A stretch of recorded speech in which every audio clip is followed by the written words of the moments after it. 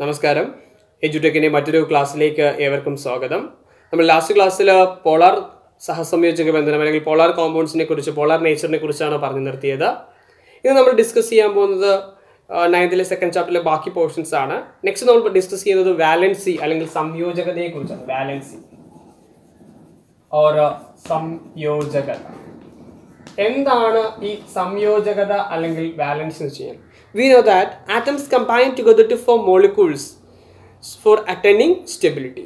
For attaining stability, these atoms, when it is in chemical reaction, this will gain or lose or share electrons.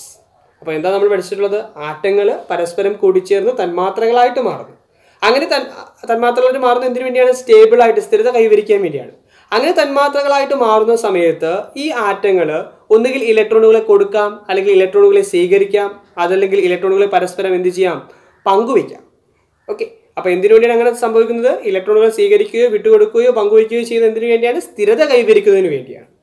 Okay, അങ്ങനെ ഒരു atom chemical റിയാക്ഷനിൽ participate ചെയ്യുമ്പോൾ stability attain ചെയ്യാൻ വേണ്ടി ഇങ്ങനെ വിട്ടുകൊടുക്കുകയോ സ്വീകരിക്കുകയോ പങ്കുവയ്ക്കുകയോ ചെയ്യുന്ന ഇലക്ട്രോണിൻ്റെ എണ്ണത്തിനെ നമ്മൾ വിളിക്കുന്ന പേരാണ് വാലൻസി അല്ലെങ്കിൽ സംയോജകത എന്ന് വിളിക്കുന്നത്.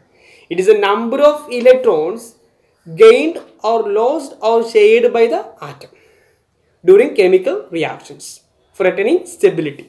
Okay, ഒരു ആറ്റം രാസപ്രവർത്തനത്തിൽ ഏർപ്പെടുമ്പോൾ സ്ഥിരത കൈവരിക്കുന്നതിന് വേണ്ടി വിട്ടുകൊടുക്കുകയോ സ്വീകരിക്കുകയോ പങ്കുവയ്ക്കുകയോ ചെയ്യുന്ന ഇലക്ട്രോണിൻ്റെ എണ്ണത്തിനെ വിളിക്കുന്ന പേരാണ് അതിൻ്റെ സംയോജകത അല്ലെങ്കിൽ വാലൻസി എന്ന് പറയുന്നത്. It depends on the number of electrons which are present in the outermost shell. So അപ്പോൾ ഇത് എന്തിനെ ഡിപ്പെൻഡ് ചെയ്യുന്നത് വെച്ചാൽ, ബാലൻസ് എന്തിനെ ഡിപ്പെൻഡ് ചെയ്യുന്നത് വെച്ചാൽ ഔട്ടർ മോസ്റ്റ് ഷെല്ലിനകത്തുള്ള ഇലക്ട്രോണുകളുടെ എണ്ണത്തിന് ഡിപ്പെൻഡ് ചെയ്യും. That electronics is called valence electrons. Valence ഇലക്ട്രോണുകളുടെ എണ്ണത്തിനെ ആശ്രയിച്ചിരിക്കും. എപ്പോഴും ശ്രദ്ധിക്കുക, the valency of an element that ranges from 1 to 4. Normally valency എന്ന് പറയുന്നത് 1 നും 4 നും ഇടയിലായിരിക്കും. 1 മുതൽ 4 വരെ ആയിരിക്കും ഒരു ആറ്റത്തിന്റെ വാലൻസി എന്ന് പറയുന്നത്. ഓക്കെ, നമുക്ക് 1-2 എക്സാമ്പിൾസ് നോക്കാം. വാട്ട് അബൌട്ട് ദ വാലൻസി നോക്കാം. For example, sodium atomic number 11 ആണ്. What is the electronic configuration of sodium? It is 281. തന്നല്ലോ, സോഡിയത്തിന്റെ ഇലക്ട്രോണിക് കോൺഫിഗറേഷൻ 281 ആയിരിക്കും. How many electrons are present in the outermost shell? It contains 1 electron. Okay, so when it is in chemical reaction, നിങ്ങൾക്കറിയാം, for attaining stability, for making its outermost shell 8, it will lose 1 electron from its outermost shell. അല്ലേ, രണ്ട് കാര്യങ്ങൾ സംഭവിക്കുക. ഒന്നിനെ കൊടുക്കാം, അല്ലെങ്കിൽ ഏഴെണ്ണത്തിന് സ്വീകരിക്കാൻ. Easy എന്ന് പറയുന്നത് ഒന്നിനെ കൊടുക്കുന്നതായിരിക്കും. So the valence is considered as 1. മനസ്സിലായോ പറഞ്ഞത്? അപ്പോൾ സോഡിയത്തിനെ സംബന്ധിച്ച് സോഡിയത്തിന്റെ വാലൻസി എത്രയായിരിക്കും? 1 ആയിരിക്കും. Because it will loss 1 electron from it's outer most shell. That is about valency. അപ്പോൾ ഒരു ആറ്റം രാസപ്രവർത്തനത്തിൽ ഏർപ്പെടുമ്പോൾ വിട്ടുകൊടുക്കുകയോ സ്വീകരിക്കുകയോ പങ്കുവയ്ക്കുകയോ ചെയ്യുന്ന ഇലക്ട്രോണിയാണ്. സോഡിയത്തിനെ സംബന്ധിച്ച് ഒന്നിനെ കൊടുക്കുകയായിരിക്കും ചെയ്യുന്നത്. So it's valency is 1. അങ്ങനെ നമുക്ക് മറ്റൊരു എലമെന്റ് നോക്കാം. ക്ലോറിൻ അറ്റോമിക് നമ്പർ 17 ആണ്. ഇലക്ട്രോണിക് കോൺഫിഗറേഷൻ 287 ആണ്. What happens to this the electrons present in the outermost shell? What about the valency? എന്തായിരിക്കും വാലൻസി എന്ന് പറയുന്നത്? ഇവിടെ എന്തായിരിക്കും സംഭവിക്കുക? രണ്ട് കാര്യങ്ങൾ ചെയ്യാം. ഒന്നുകിൽ ഏഴത്തിനെ കൊടുക്കാം, അല്ലെങ്കിൽ ഒന്നിനെ സ്വീകരിക്കാം. ഏതായിരിക്കും ഈസി സ്റ്റേബിൾ ആകാൻ? ഒന്നിനെ സ്വീകരിക്കുക. So the valency is considered as 1 because it will gain 1 electron four attaining stability. Okay, അപ്പോൾ നിങ്ങൾ ചെയ്യേണ്ടുന്ന ഒരു കാര്യം എന്ന് പറയുന്നത്, നമ്മൾ ഔട്ടർ മോസ്റ്റ് ഷെല്ലിനകത്തുള്ള ഇലക്ട്രോൺസിന്റെ എണ്ണം എന്ന് പറയുന്നത് ഇതിനെ ഡിപ്പെൻഡ് ചെയ്താണ് നമ്മൾ വാലൻസി പറയുന്നത്. നമുക്ക് കുറച്ചുകൂടി എക്സാമ്പിൾസ് ഒന്ന് നോക്കാം. Oxygen, magnesium atomic number 12, electronic configuration 282. then പറഞ്ഞേ, ഇതെന്ത് ചെയ്യും? 2 ഇലക്ട്രോൺസിന് എന്ത് ചെയ്യും? വിട്ടു കൊടുക്കും. So the valency is 2. Okay, aluminium 13 283. So the valency is cancel. 3 ഇലക്ട്രോൺസിനെ കൊടുക്കും. സോ 3. അതായത് 3 കൊടുക്കാം, അല്ലെങ്കിൽ 5 സ്വീകരിക്കാം. ഈസി എന്ന് പറയുന്നത് 3 കൊടുക്കുന്നതാണ്. So it's valency is considered 3. അടുത്തത് കാർബൺ 624. അപ്പോൾ ഇവിടുത്തെ വാലൻസി ഒന്നുകിൽ 4 കൊടുക്കുക, അല്ലെങ്കിൽ 4 സ്വീകരിക്കുക. Anyway valency is 4. അപ്പോൾ നിങ്ങൾ മനസ്സിലാക്കുന്ന കാര്യം ഇതാണ്, ഔട്ടർ മോഷനകത്തുള്ള ഇലക്ട്രോൺസിന്റെ എണ്ണം 1 2 3 4 എന്നിവയാണെങ്കിൽ its valency is same as that of the number of electrons present in the outermost shell. Okay, അപ്പോൾ വാലൻസി എന്ന് പറയുന്നത് എന്താണ്? ഔട്ടർ മോസ്റ്റ് ഷെല്ലിനകത്തുള്ള ഇലക്ട്രോൺസ് 1 ആണെങ്കിൽ വാലൻസി 1, 2 ആണെങ്കിൽ വാലൻസി 2. ഔട്ടർ മോസ്റ്റ് ഷെല്ലിനകത്ത് 3 ഇലക്ട്രോൺസ് ഉണ്ടെങ്കിൽ വാലൻസി 3, 4 ഇലക്ട്രോൺസ് ഉണ്ടെങ്കിൽ 4 തന്നെ ആയിരിക്കും. ഇത് നമ്പർ ഈസ് ഗ്രേറ്റർ ദാൻ 4, 4ൽ കൂടുതൽ വരുന്നതാണ് നമ്പർ എങ്കിൽ. ഫോർ എക്സാമ്പിൾ നിങ്ങൾ കണ്ടല്ലോ, ക്ലോറിൻ്റെ ഔട്ടർ മോഷനിനകത്ത് 7 ഇലക്ട്രോൺസ് ആണുള്ളത്. അപ്പോൾ വാലൻസി കണ്ടുപിടിക്കാൻ നിങ്ങൾ മനസ്സിലാക്കേണ്ട കാര്യം ഇതാണ്. ശരിക്കും പറഞ്ഞാൽ ഒരു ഇലക്ട്രോൺ സ്വീകരിക്കുന്നു, so the valency is considered as 1. അല്ലെങ്കിൽ മറ്റൊരു മാർഗ്ഗം എന്ന് പറയുന്നത് നമുക്ക് സ്റ്റേബിൾ ആകാനായിട്ട് 8 ഇലക്ട്രോൺസ് വേണം. ആ 8ൽ നിന്ന് ഔട്ടർ മോഷനിനകത്തുള്ള ഇലക്ട്രോൺസിൻ്റെ എണ്ണം കുറച്ചാൽ മതി. That is the valency. That is 8 - 7 1 എന്ന് കിട്ടും. Okay if the number of electrons present in the outermost shell is greater than 4, 4ൽ കൂടിയ വാല്യൂ ആണെങ്കിൽ നിങ്ങൾ വാലൻസി കണ്ടുപിടിക്കാനായിട്ട് 8 - the number of electrons present in the outermost shell. Okay, മനസ്സിലാക്കേണ്ട കാര്യം ഇതാണ്. ഒന്നിനെ സ്വീകരിക്കുന്നു, so the valency is considered as 1. അടുത്തൊരു എക്സാമ്പിൾ ഓക്സിജൻ. ഇലക്ട്രോണിക് കോൺഫിഗറേഷൻ എത്ര 2 6 ആയിരിക്കും. അപ്പോൾ 4നെക്കാട്ടി കൂടിയ വാല്യൂ ആണല്ലോ. അപ്പോൾ എങ്ങനെ 8 - 6 or it will gain 2 electrons, so the valence is considered as 2.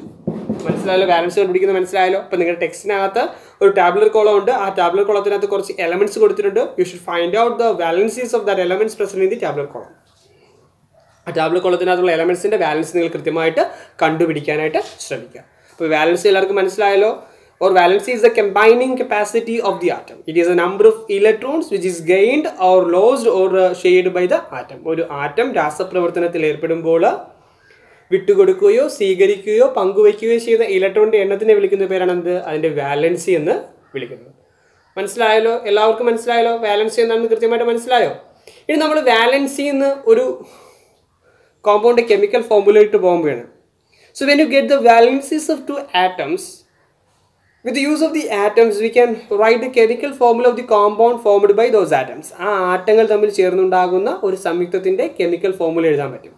2 ആറ്റങ്ങളുടെ വാലൻസികൾ കിട്ടിക്കഴിഞ്ഞാൽ ആ വാലൻസികൾ വെച്ചുകൊണ്ട് ആ ആറ്റങ്ങൾ തമ്മിൽ ചേർന്നുണ്ടാകുന്ന സംയുക്തത്തിൻ്റെ രാസസൂത്രം നമുക്ക് എഴുതാനായിട്ട് സാധിക്കും. ഫോർ എക്സാമ്പിൾ, നമുക്ക് 2 ആറ്റങ്ങൾ എടുക്കാം. Aluminium, oxygen. ഇവ തമ്മിൽ ചേർന്നുണ്ടാകുന്ന കോമ്പൗണ്ട് കെമിക്കൽ ഫോർമുല എഴുതണം. എങ്ങനെ എഴുതും? ഓക്കെ, അപ്പോൾ അവർ തന്നിട്ടുള്ളത് aluminium atomic number 13, oxygen atomic number 8. അപ്പോൾ നമ്മൾ എഴുതി നോക്കി. Electronic configuration 283, 26. Here in the case of aluminum its valence is 3 and for oxygen it is 2. അപ്പോൾ വാലൻസികൾ കിട്ടിക്കഴിഞ്ഞു. ഒരു കാര്യം ശ്രദ്ധിക്കുക, അലൂമിനിയം ഇലക്ട്രോണിനെ വിട്ടുകൊടുക്കും, ഓക്സിജൻ ഇലക്ട്രോണിനെ സ്വീകരിക്കും. അത്രയും മനസ്സിലായല്ലോ? അപ്പോൾ നമ്മൾ ഈ 2 എലമെന്റ്സ് കിട്ടിക്കഴിഞ്ഞാൽ അവ തമ്മിൽ ചേർന്നുണ്ടാകുന്ന കോമ്പൗണ്ട് കെമിക്കൽ ഫോർമുല എഴുതാൻ പറ്റും. അതിനായിട്ട് നമ്മൾ ചെയ്യുന്നത് ആദ്യം ആ സിമ്പലുകൾ അതുപോലെ എടുത്തത് അലൂമിനിയം, ഓക്സിജൻ. ഇവിടെ നമുക്കറിയാം അലൂമിനിയമാണ് ഇലക്ട്രോണിന് വിട്ടുകൊടുക്കുന്നത്, സോ അലൂമിനിയത്തിന് ആദ്യം എഴുതി. ഓക്സിജൻ ഇലക്ട്രോണിനെ സ്വീകരിക്കുന്നത് അതുകൊണ്ട് ഓക്സിജൻ രണ്ടാമത് എഴുതി. അതാണ് ചെയ്യുന്നത് മാർഗം. ഇനി നമ്മൾ ചെയ്യാൻ പോകുന്നത് വെച്ച് കഴിഞ്ഞാൽ അലൂമിനിയത്തിൻ്റെ വാലൻസി നമ്മൾ അലൂമിനിയത്തിന് നേരെ താഴെയായിട്ട് എഴുതി. ഓക്സിജൻ്റെ വാലൻസി ഓക്സിജൻ്റെ നേരെ താഴെയായിട്ട് എഴുതി. ഇനി ഈ വാലൻസികളെ പരസ്പരം മാറ്റുക, അവയുടെ പാദാംഗമായിട്ട് സബ്സ്ക്രിപ്റ്റായിട്ട് റെപ്രസെൻറ്റ് ചെയ്യുക. ഓക്കെ, അതായത് ഈ അലൂമിനിയത്തിൻ്റെ വാലൻസി എടുത്ത് ഓക്സിജൻ്റെ സബ്സ്ക്രിപ്റ്റ് ആയിട്ടും ഓക്സിജൻ്റെ വാലൻസി എടുത്ത് അലൂമിനിയത്തിൻ്റെ സബ്സ്ക്രിപ്റ്റ് ആയിട്ട് എഴുതും. സോ AlO തന്നെയാണ്. അലൂമിനിയത്തിൻ്റെ എത്രയാണ് 3, അത് ഓക്സിജൻ്റെ സബ്സ്ക്രിപ്റ്റ് ആയിട്ട് എഴുതി. ഓക്സിജൻ്റെ 2 ആണ്, അത് അലൂമിനിയത്തിൻ്റെ സബ്സ്ക്രിപ്റ്റ് ആയിട്ട് എഴുതി. So we get Al2O3. This is the chemical formula of the compound formed by aluminum and oxygen. മനസ്സിലായോ? One more example. നമുക്കിതുപോലെ കാർബൺ ഓക്സിജൻ വെച്ച് എഴുതി നോക്കാം. Carbon oxygen. അപ്പോൾ കാർബണിൻ്റെ അറ്റോമിക് നമ്പർ 6 ആണ്, 2 4. സോ 4 വാലൻസ്. അപ്പോൾ കാർബണിൻ്റേത് ഓക്സിജൻ, കാർബണിനെ നമ്മൾ ആദ്യം എഴുതി. കാർബണിൻ്റെ 4, ഓക്സിജൻ്റേത് 2. ഇനി നമ്മൾ എന്ത് ചെയ്യുന്നത് പറഞ്ഞാൽ പരസ്പരം മാറ്റി സബ്സ്ക്രിപ്റ്റ് ആയിട്ട് എഴുതും. അപ്പോൾ CO തന്നെയാണ്. കാർബണിൻ്റെ 4 ആണത് ഓക്സിജൻ്റെ സബ്സ്ക്രിപ്റ്റ് ആയിട്ടും ഓക്സിജൻ്റെ 2 ആണത് കാർബണിൻ്റെ സബ്സ്ക്രിപ്റ്റ് ആയിട്ട് C2O4. മനസ്സിലായോ? തീർന്നു. ഇവിടെ ഒരു കാര്യം കൂടി ചെയ്യണം. ഈ കിട്ടിയ സബ്സ്ക്രിപ്റ്റുകൾ, ഈ ഇൻഡിജേഴ്സിനെ നമുക്ക് ഡിവൈഡ് ചെയ്യാൻ പറ്റുമെന്നുണ്ടെങ്കിൽ, ഒരു കോമൺ ഫാക്ടർ കൊണ്ട് ഡിവൈഡ് ചെയ്യാൻ പറ്റുമെങ്കിൽ, സിംപ്ലിഫൈ ചെയ്യാൻ പറ്റുമെന്നുണ്ടെങ്കിൽ അതിനെ സിംപ്ലിഫൈ ചെയ്ത് റെപ്രസെൻറ്റ് ചെയ്യുക. ഇവിടെ നമുക്ക് 2 4 കോമൺ ഫാക്ടർ 2 കൊണ്ട് ഡിവൈഡ് ചെയ്യാം. 1 2. So we get C1O2. 1 ആണെങ്കിൽ അത് റെപ്രസെൻറ്റ് ചെയ്യേണ്ട ആവശ്യമില്ല. So we can write CO2 plus we can write. അപ്പോൾ 2 ആറ്റങ്ങൾ അവയുടെ വാലൻസികൾ കിട്ടിക്കഴിഞ്ഞാൽ അവ തമ്മിൽ ചേർന്നുണ്ടാകുന്ന കോമ്പൗണ്ട് കെമിക്കൽ ഫോർമുല നമുക്ക് എഴുതാൻ പറ്റും. എങ്ങനെയെന്ന് വെച്ച് കഴിഞ്ഞാൽ നമ്മൾ ആദ്യം ആ ആറ്റങ്ങൾ എഴുതുക, അവയുടെ വാലൻസികൾ താഴെയായിട്ട് എഴുതുക, അവയെ പരസ്പരം മാറ്റി സബ്സ്ക്രിപ്റ്റ് ആയിട്ട് റെപ്രസെൻറ്റ് ചെയ്യുക. സിംപ്ലിഫൈ ചെയ്യാൻ പറ്റുന്ന വാല്യൂസ് ആണെങ്കിൽ സിംപ്ലിഫൈ ചെയ്ത് റെപ്രസെൻറ്റ് ചെയ്യുക. അപ്പോൾ നിങ്ങൾ ടെക്സ്റ്റ് ബുക്കിനകത്ത് ഇതുമായിട്ട് റിലേറ്റ് ചെയ്തൊരു പ്രോബ്ലം നിങ്ങൾക്ക് കാണാൻ പറ്റും. നിങ്ങൾ ചെയ്യേണ്ടുന്നത് ആ പ്രോബ്ലം കൃത്യമായിട്ട് ചെയ്യുക, അതിൻ്റെ ആൻസറുകൾ കമൻ്റായിട്ട് രേഖപ്പെടുത്തുക. നിങ്ങൾക്കത് പഠിപ്പിച്ച് മനസ്സിലായി കാണുമെന്ന് വിശ്വസിക്കുന്നു. ഈ ചാപ്റ്റർ ഇവിടെ തീർന്നിരിക്കുകയാണ്. എല്ലാവർക്കും നന്ദി, നമസ്കാരം.